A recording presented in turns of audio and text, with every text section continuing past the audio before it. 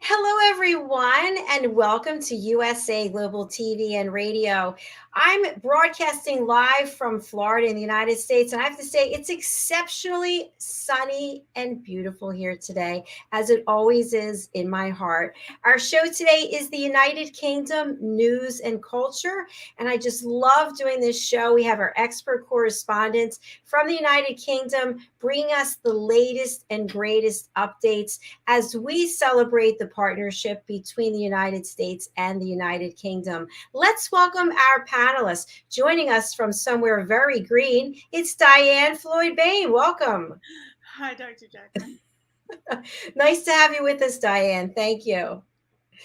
And joining us from the United Kingdom, it's Helena Chard, who always has a smile on her pretty face. Hello. Oh, thank you so much. Lovely to see everyone. And I too have a very sunny heart today. Yes, you do. Thank you again. And the man in yellow, who always comes to us with the latest in politics and the Kindness Project. Let's welcome Ian Pelham-Turner. Hello. Good afternoon. I'm trying to does that make so if I hold this up this is not, he's doing his own production over there. I love it. It's not an advert for Apple, but it might just yes, you put some light on the subject. Thank you. Not a problem. And let's welcome our two-time award-winning recipient joining us from Scotland. It's Simon MacDonald. Hello. Hello, everybody. Hello, I'm Ian. I paid my electric bill, so I don't need to shine the films in my face. And it is 42 degrees Fahrenheit here today, or 6 degrees Celsius, as we would say in our side. So it's starting to get chilly. It's woken up to the fact that winter is about here, but the sun is shining as well. So all's well with the world. Fantastic. Well, thank you all for taking the time to be here. And I have to say, I was thinking of each and every one of you earlier today. We interviewed a pastor from a ministry in Uganda, and he was just sharing about education, bringing education to the children there, and they don't have running water. And, you know, a lot of the things that we talk about, the purpose that we do this program, this platform, is to provide education, inspiration, and hope. And sometimes we have a few laughs with some entertainment, but we're all on the same page for kindness and letting people know that they're not alone. And just wherever you are in the world, we're all the same, going through the same things, but in different ways. So thank you again for taking your time and for being here with us today. So let's just go around quickly. I love doing this impromptu and just share something that's been going on in your world in the last week or so. Diann FLOYD from the Green Room. Yes, it is impromptu. So in our world, everyone's getting ready for Thanksgiving, and in our particular family, we have to, when we all get together, it'll be about 40 of us, and we all share something that was very special about a family member that might be in heaven, so that they're with us too. Beautiful. Thank you. Thanks for sharing that. Let's go over to Helena. Gosh, so I've been doing lots of different things. I've been doing lots of research and sharing lots of royal news with various broadcasters. But actually, in my personal sort of side of things, I suppose the most recent thing I did, which is very appropriate because we've had World Kindness Day, I think, the other day. I helped a friend travel to see family abroad, and it's made me think about acts of kindness even more, and the kindness of strangers as well, because I just had the most wonderful experience with British Airways, just a person from British Airways, a real kind person, but maybe we can chat about that later. But yeah, so that's what I've been up to. Wonderful. Thank you for sharing that. Appreciate it. And Simon, how about you? Busy week as ever, and so I'm keeping our fisheries on an even keel and trying to keep our fleet afloat. Try saying that if you've had a drink or two. It's not easy, believe me. But yes, surprise, through the post today, or yesterday it was, in fact, now one day runs to the next. I received my award. Difficult because the light's shining. But it's the 2022 Chairperson Award for Best Fishing Management Forum Chairman, and in brackets Scotland, because it's an international award, this one. I'm the only recipient from Scotland this year for anything, so I'm really quite honoured and very pleased with it, because in actual fact I won the same award last year as well. They say lightning never strikes twice. It's done it here. So I don't know, shall I go for the hat trick next year? I don't know. I don't know who nominated me either, but the person or the persons that nominated me. But I mean, I'm absolutely overwhelmed with it. It's amazing. I feel very humbled by it as well, because it's basically because I'm doing my job, and hopefully I'm doing my job that's going to benefit our fishing fleet and keep them all at sea, and and keep the wheels of industry turning. Well, congratulations. Beautiful. Thank you. And the man who is shining his own light today using his Apple phone, Mr. Ian Pelham-Turner, tell us about you. What can I say about me today? Yesterday we started the second of our new shows. I say we. Helena, unfortunately, yesterday was full of cold, but we soldiered on to do this show, and I think it's very important at the moment. And Helena agrees. And when we started this show last week, is to really support Albanians in Britain at the same time, because we think that their whole image is being denigrated by really bad press right now that is not necessary. So yesterday again was another attempt by Busha and myself, an Albanian lady presenter, to actually create a show that shows values to all communities, really, at the same time. So that was good. And I'm back with you, I think, later on today again as well. So it's a busy week, but you know what? I feel blessed. I feel blessed to be able to do all this. And I was talking to someone this morning, and this lady was just a little bit concerned about all the things that were going wrong in her life. And then I said, well, look, you've got a roof over your head. Yes. You can feed yourself. Yes. What is more to need in life, other than friendship? So I feel in a very positive frame of mind at the moment. Oh, that's beautiful. Brilliant. Thank you. I love it. Just to say as well that our show is called The Voice of Great Britain. I think Ian just didn't mention the name. Voice of Great Britain. Where can people find it and watch it? Well, hopefully soon. we may be talking to you. Okay. Well, you know where to find me. Thank you. I'll share just two pieces of news for me. So on a personal level, I had received some health news and this treatment plan, and it turns out that when the test results came back, it didn't actually match with what the experts said was going on. So I am in a very good place, and I am very thankful that the sun is shining on me. So I want to be grateful about that. Oh. And the second thing is that I had a lovely conversation with a dear friend and have some great ideas about how do we expand our presence in 2023. So working diligently on that as well. So there are my updates. Thank you. Okay. Let's move into the news. What is going on over there, Helena? Lots and lots of things. Well, there's lots of royal things going on. I think I'm going to start with, happy 74th birthday to His Majesty King Charles III. So there's been lots of in London, you always hear like the band of the household cavalry playing Happy Birthday at 11 o'clock outside Buck Powell, which is always lovely. And also lots of gun salutes everywhere, fired in Green Park and Tower of London, I think. And then I think also the Scottish Guards playing Happy Birthday, but sort of a bit of a low-key time for him on his real birthday. And he released, or the royal family released, a lovely new photograph, which was captured by Chris Jackson, who's a very good photographer. And it's a picture of King Charles, almost profile, sort of leaning on this huge oak tree. And I think, to me, I absolutely love the picture because the oak tree is far bigger than him.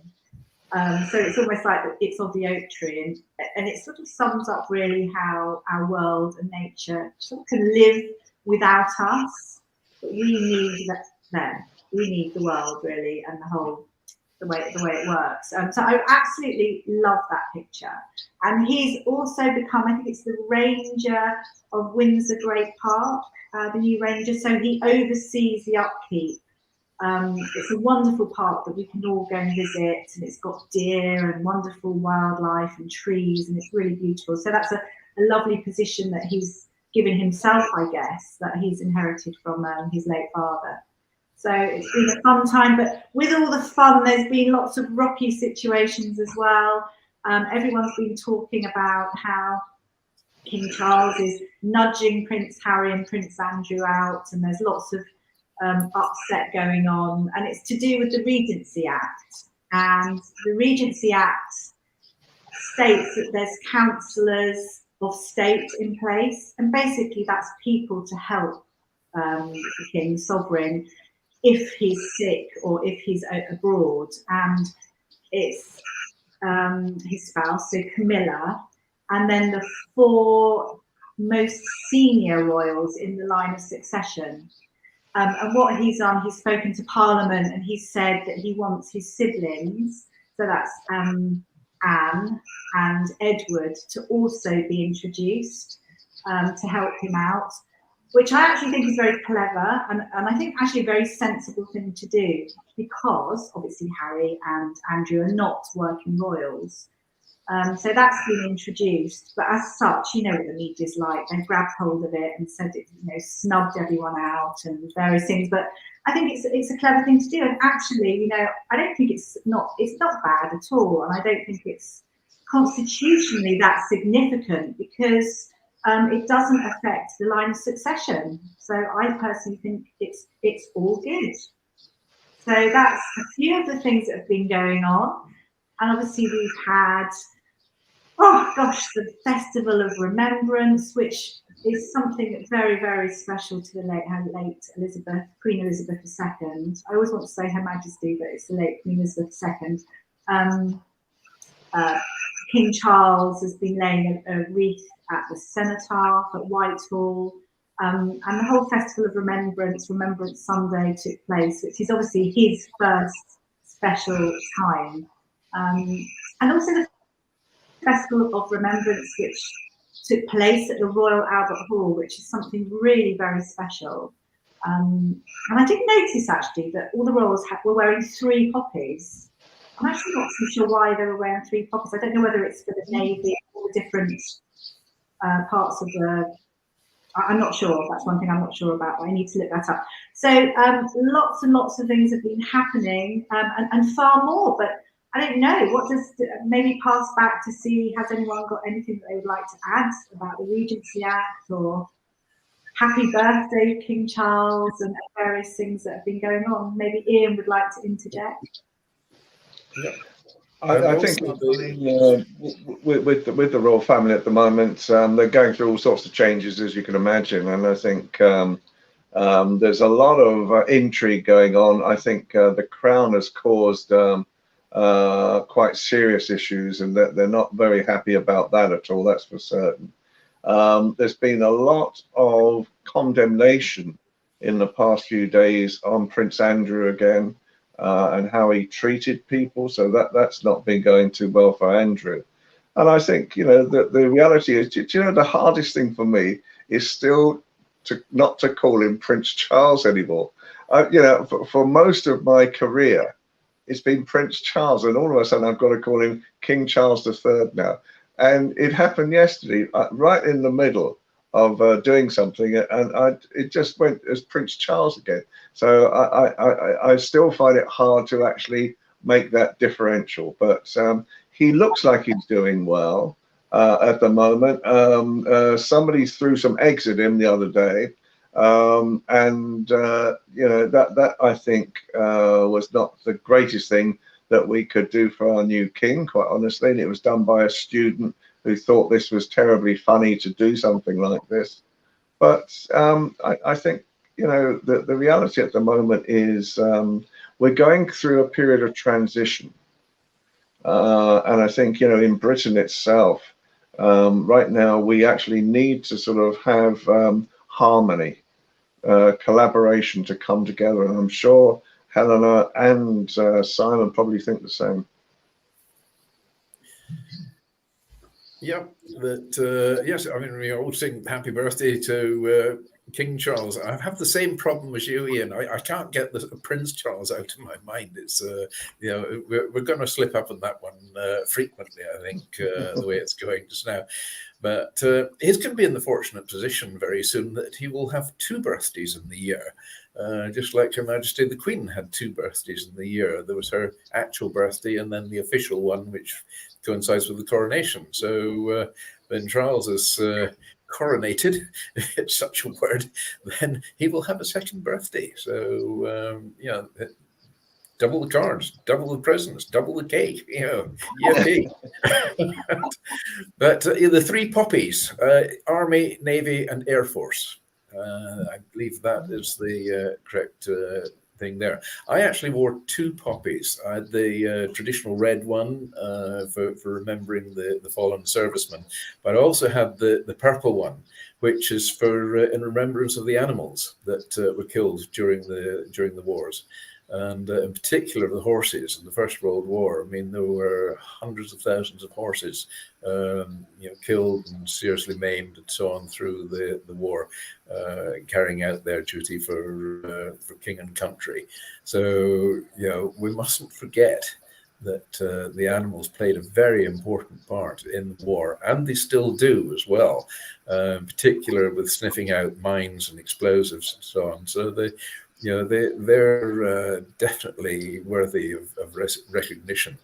A number of people who stop me and say, what's the purple poppy all about? So I had to explain.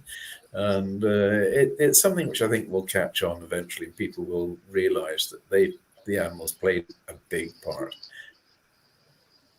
I think that leads on to another quite lovely story this week. You know, sometimes we're trying to find some happy stories as well. And the story came up this week, which unfortunately, because I was trying to find the clip for you, but and we played it on the show yesterday. And it's a story about in Leicestershire, which is in the Midlands of England. An owner was taking his dog out, Rosie, for a walk in the park. And someone exploded some fireworks in the park itself as well. And Rosie took off and just disappeared. And of course, the owner was frantic with what had happened to Rosie. And then scene number 2 is that Rosie is seen coming through sliding doors by a video camera in the ceiling. And she ends up in her local police station. It's a true story. I mean, you couldn't make this up. And, you know, so she finds her way into the police station. She has a bit of a sniff and a bit of a look around, and then she settles herself down. It's almost as if she knew that she would be safe inside the police station. And then obviously the police made a fuss of her because she's such a gorgeous collie dog. She was such a beautiful dog, and of course she had the dog tag around her with the telephone number on as well. So the very relieved owner came and picked up Rosie the dog, And now she's made news headlines right across the world because, you know, the stranger than fiction of a dog sort of disappearing out of a park and finding, that's the thing, it wasn't close to the park, this police station at all. Finding the police station, you know, I mean, they say that dogs are smart, but this dog has got to be super smart. The Border Collie is one of the smartest dogs around. I mean, yeah, I mean, handing itself in to the police is really something. I love it. I love that story. Take me away. Oh, thanks for sharing that with us. I have a question. We just kind of touched on a Netflix series, which we're not going to really mention or go into. But in addition to watching this show every week on Wednesdays, how can people educate themselves on the history of the United Kingdom and the history of the royal family? Any suggestions? Keep watching this show, I think is the answer to that one. Better than Mr. Google. All right, keep watching. Any other suggestions? I think probably Helena's got some ideas as well about, because you know, the two of us, we do things quite regularly as well, and I think you've been doing quite a bit recently, haven't you, on the royals, Helena? I've been doing quite a lot, yeah, research as well as broadcast. Just that people always want opinions as well, like talking heads, people to go in and sort of confirm if certain things are correct or not correct. And it is really hard, Dr. JACALYN, sometimes to sort of decipher what's true and not true. Because especially now as well, it's something I didn't realise. I mean, there's huge organisations that pump out masses and masses of this spam stuff on social media, which is really basically to bring companies down or bring, I don't know, even countries down. So within these organisations, I suppose it's what's it called, trolling, isn't it? And it's really big business. I mean, it's quite, I'm probably not explaining it correctly, but people can just basically put out whatever they want to. So it's a hard one, but you know, we've got, and obviously we put out news. I do a huge amount of research, so I'm always like crossing off against lots of things if our sources are not there to give us correct information. On the whole, BBC is pretty accurate, and obviously there is the royal family website. So there are various sources, but you know, I always think do not take things as is. You know, if you're not sure about things, always research or ask someone else. I mean, again, going back to the Crown, and you know, it's obviously a lot of it total fiction, and the Crown and all the actors in the Crown say, hey, the whole world knows it's fiction. Well, you know, the whole world doesn't know it's fiction, and it's caused a big rumpus within the royal family, and also it's perception, and perception is very, very important. So all this thing about them not putting a disclaimer is really wrong, and they really have to. And it brings me back to whoever it was that said absolute, you know, codswallop and complete nonsense on stilts, and I stand by that. Thank you, Helena. I agree about nonsense on stilts. I've been sharing that phrase over. I love it. It is. People might say, "Oh, the whole world knows it's historical fiction," but real true. And I've observed in some schools, this is a while back, where instead of documentary films being shown in history classes, they're actually using Hollywood films. And when I was critiquing the teacher, because that's what I was supposed to do, I said, you realize that's not true. That's not how the Trojan War happened. And it didn't happen in a day, in 45 minutes, you know. And the teachers go, oh, but the kids like this kind of history so much more. And I thought that was very tragic. So I hope movies about England and everything isn't happening in your schools that are Hollywood style movies, because I think it's filling the kids with the wrong message and the wrong information. I think the reality at the moment as well, so close to the death of the Queen, that a lot of people in Britain, I think, this is in quite bad taste right now as well. Because I mean, I've never watched any of the series, to be perfectly honest. Well, I lived through most of it, so so I know the real Crown, in reality. But I just feel at the moment, I don't know, it is real. It's not reality television, but it is, and from what I hear about things, sometimes, that they didn't get things right at all.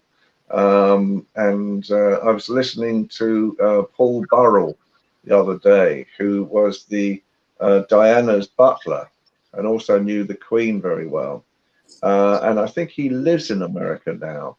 And he was very upset with the latest episodes of the series, because he said they were so inaccurate in all sorts of things. But you see, it is just a drama doc, in reality. But the problem nowadays, we have so many of these drama docs and reality TV shows that infamy turns into reality, and people just believe it. And I think the reality at the moment is, I think Charles is trying very hard to get a good press. He's trying very hard to press the flesh, very much more than he's ever done before. And so he's really trying hard to actually, start building a rapport as well. He's obviously changing things to his satisfaction. And I think, one of the biggest things that will happen very soon, I'm not sure how long it's going to be, but I suspect he's not going to move from where he lives in London. And I think Buckingham Palace could be turned into a museum. And there's a lot of talk that they're going to turn it into a royal museum and a function place where other people can actually use the facilities as well. So we might be able to do a show from Buckingham Palace one day. Oh, how cool would that be? It sounds like fun. We do have a comment. I just want to acknowledge this is the gentleman I interviewed earlier today. Pastor Stephen is watching from Uganda. So thank you for being with us, Pastor. Oh, that's good. That's good. It was just one thing that popped into my head. Because the Crown has had so much money thrown at it, and it's shot incredibly well. It's another thing as well that it is so good that it makes it even more believable, if you know what I mean. And it saddens me in a way. We want them to put that disclaimer, we really do. I think Ian had it absolutely right, though. I mean, the release of the series has just come too hot on the heels of the demise of Her Majesty. I really feel that they should have held off on the release of it. But then, money talks, and sadly, this is what it's all about. Mm. Yeah, absolutely. Just one thing I wanted to mention, because I had never heard of it before. And by the way, I was watching while I was exercising, and I found I was going faster and faster because I was getting more and more upset. But anyway, there apparently was a telephone conversation that was recorded, and somehow somebody got a hold of it and then released it. And I don't know if you're aware of it. I don't want to go into the details, but I just thought I don't know, did they even have to put that in there, this love conversation that took place that this reporter overheard and then released? And I don't know. I think the timing is just not appropriate. There was a lot of intrigue at the time, because there was quite a famous conversation, which I won't repeat, as you say, between Charles and Camilla. And it was supposed to have been picked up by a radio ham, an amateur radio ham, who somehow picked up the as it was going and recorded it. And for me, obviously, I loved Diana. These days, I value Meghan very much, because I think she is, the epitome of Diana. And I think, I don't know, it's salacious, isn't it? But to a point where, at the moment, we're going to want everything in the toolbox to promote Britain. And whether that will enhance it or not, I don't know. Whether that will encourage more people to come across to Britain, I've no idea. But I think at times, we get to a point where yes, I mean, there are times when the royal family do silly things, and Helen and I spend more time, I think, trying to sort of maneuver the messaging around, so at least something is positive out of this whole thing. When they do the most daftest things as well. But as I say, I think at the moment, my advice at the moment is just lay off the royal family a bit. They've got enough troubles as it is. I hope, because the next big blockbuster is going to be Harry's book that's coming out in January, and everybody's very concerned about that as well. About what he's going to finally say in the book, and I just feel at the moment that sometimes who would want to be a royal? Absolutely. No prospects of promotion for Charles. I mean, that's it. I mean, it's just you become king.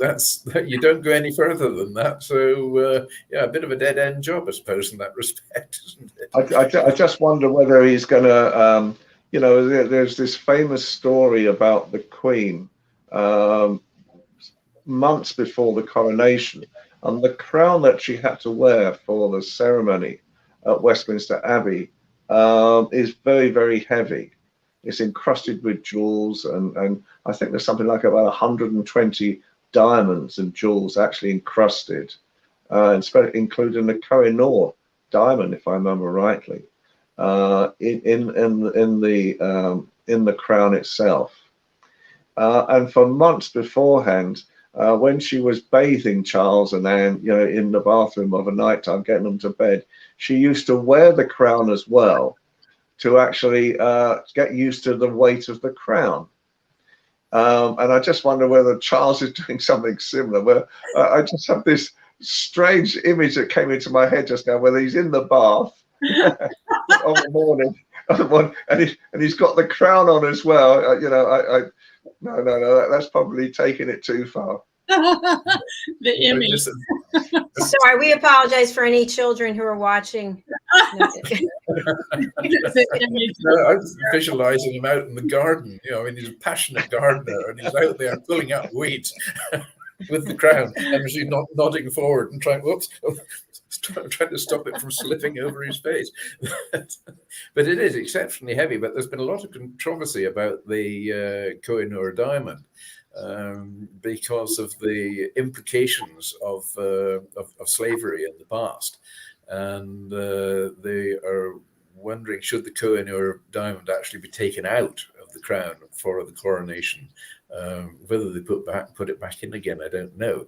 But certainly there was quite a bit of a stir around that for a while. But yes, I mean, Ian, it does conjure up images. I'm just trying to imagine the Queen there with the crown on, doing the ironing, cooking over the stove. It sort of doesn't even come into the realms of reality somehow. It could be a very good sketch in a comedy show, I'm quite sure. Well, Helena knows a very good photographer who does these types of, and I can't remember, what's the name of the photographer again, Helena?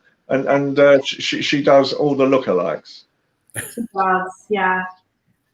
Yeah, I don't really want to talk about her, but her name is Alison Jackson. Oh, okay. That's as much airtime as I'm going to give. Talking about the diamond and everything, actually, and going back a little bit to something Ian mentioned about being in York and King Charles and Camilla as well. We're doing obviously a meet and greet, and we talked about the student who threw eggs, and he did actually throw eggs. And it was to do with the slave trade, talking about all the years ago, etc. And that was the reason behind it, having a go in that respect, because obviously it's discussed a lot and repatriating and various things.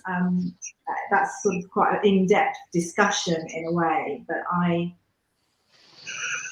don't.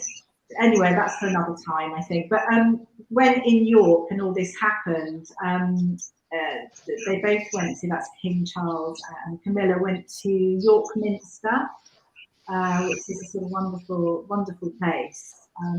Quite similar in a way to Westminster Abbey in a sense, but in York.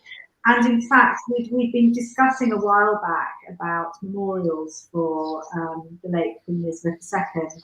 And in fact, the first statue has been erected there outside York Minster. And the stonemason that created it is a chap called Richard Bottoms. I don't know if anyone had seen it, but it's quite striking and huge. And it's of Queen Elizabeth in her order of, what is it, the garter, cloak, that's it. But I always find when you see these like stone sculptures, they're quite austere.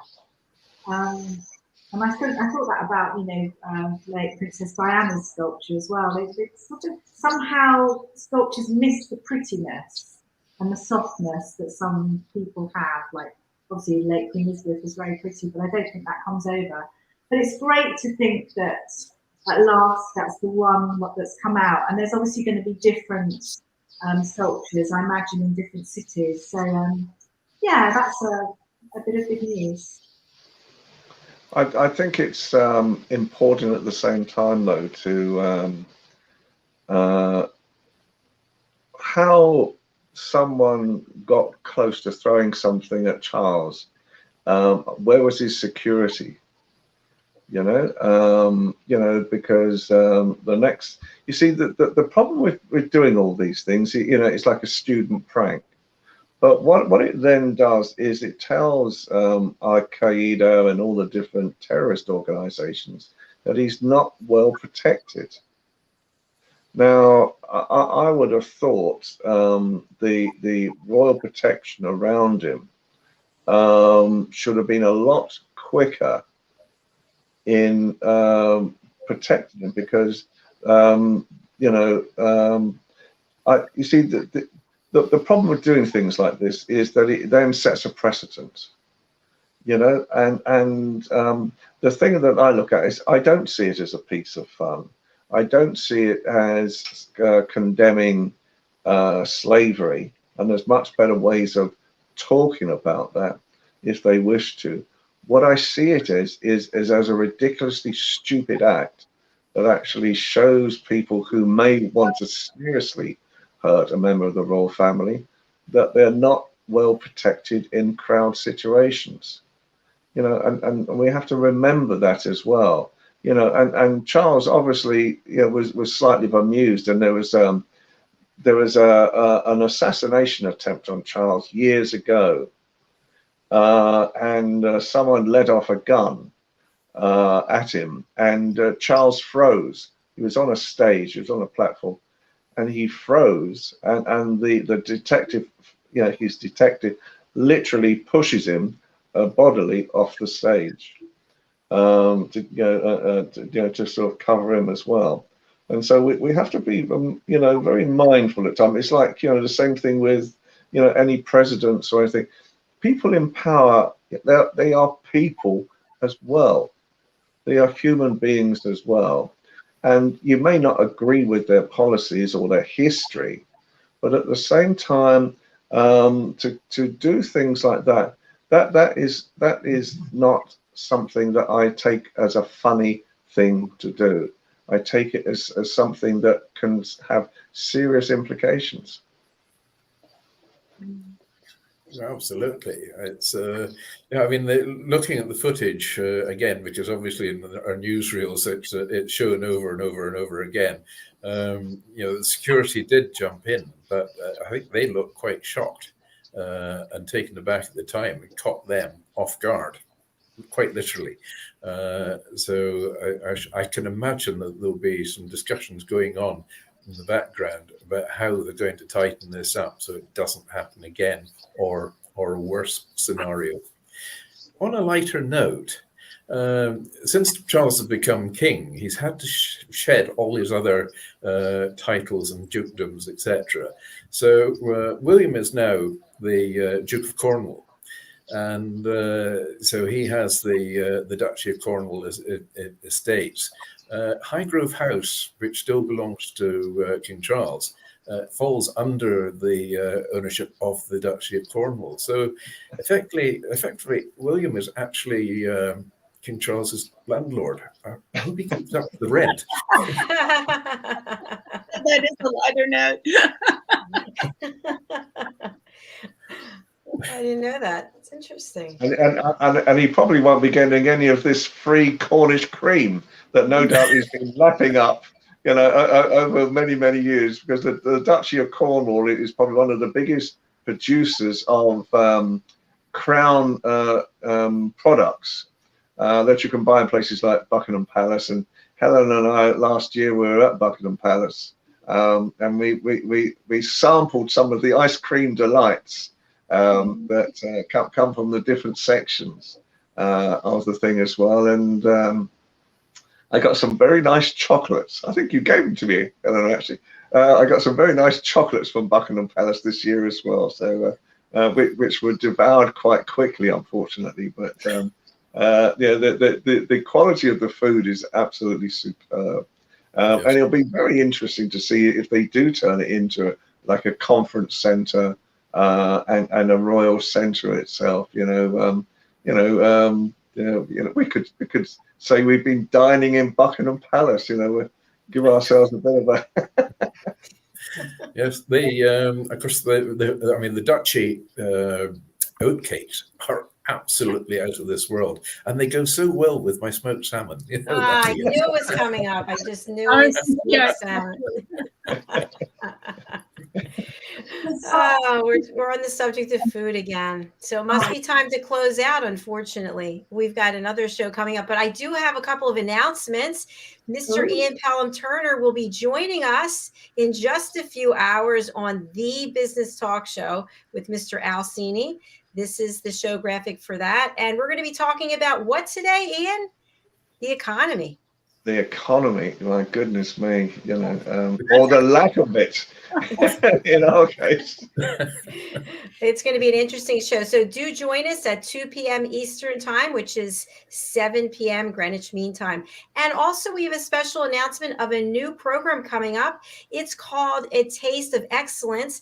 This is a program in partnership with the British School of Excellence and Philip Sykes. He is hosting a show called Train the Trainer, A Taste of Excellence. So for all of you out there who are interested in learning something fascinating about how to become an internationally accredited etiquette coach and create a business and life you love, I hope that you'll join us right here, wherever it is you're watching from today. You can watch on USA Global TV and radio. You can also watch on the British School of Excellence. And that will be from 6 p.m. to 7 p.m. Greenwich Mean Time, November 22nd. So do join us for that. All right, let's go around. Last word, lightning round. Diann, Floyd, BOEHM.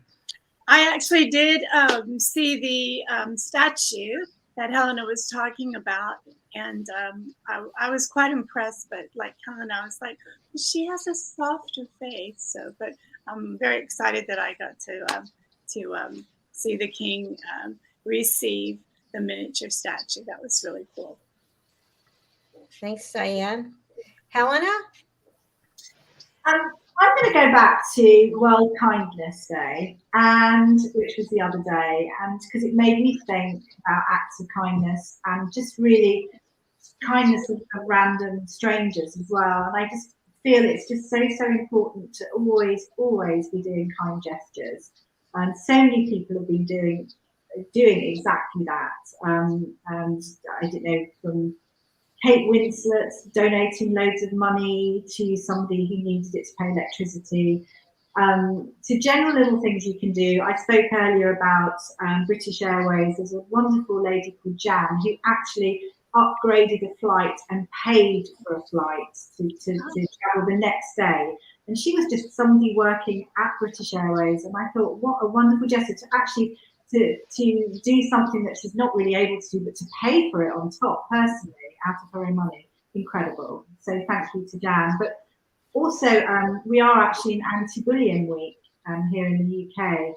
And again, one of the things that we hear time and time again from, it tends to be younger people that would take their life, is be kind.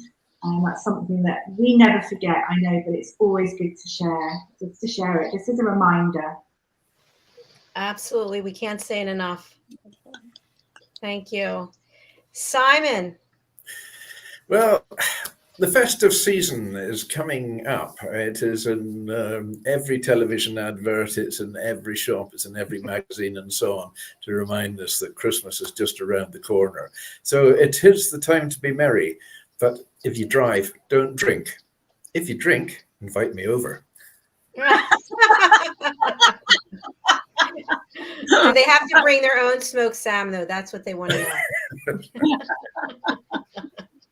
And still waiting for smoked salmon, Mr. Ian Pelham Turner. Absolutely. I don't say it anymore. You know, I mean, should some come down, you know, God's will provide, you know, then that'd be nice. Very, very quickly, at the moment, I am getting festooned by parakeets at the flat.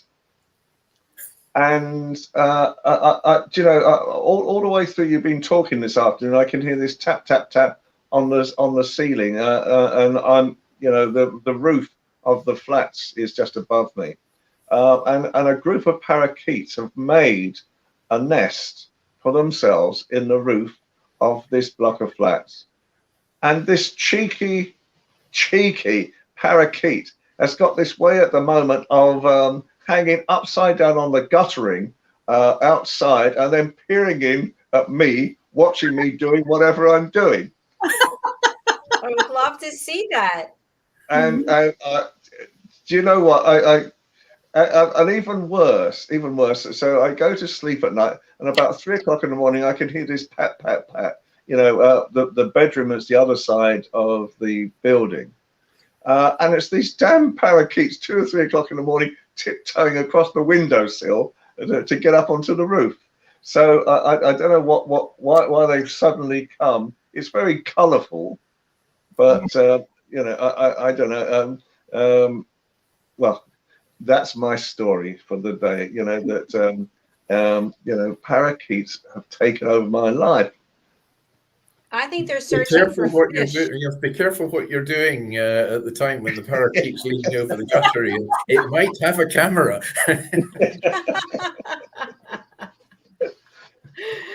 Oh my goodness. Well, thank you all for sharing and for bringing forth all the education information. We have a couple of comments that I didn't get to from our pastor friend. He types, "Thanks, Ian, for the great work. I wish to have your digital photograph at his Grace Orphanage Ministry." Okay. Any comment? Well, words fail me, JACALYN, and that's not very often, as you know. Well, that was very nice. Thank you, Pastor Stephen. Thank you. All right, we are signing off for this week. Our next show is coming up. It's Talking Heads with Mr. Roland Friedel, followed by the Earth Show. And then, of course, Mr. Ian Pelham Turner will be back to join us for the Business Talk Show. And then Wild at Heart, our show for men, by men, about men. Thank you again to each of you for being here, my dear friends. I really appreciate it. And to all of you watching and listening, thank you for your support and your loyalty. Be kind, and we'll see you again soon. Bye. Bye. Bye.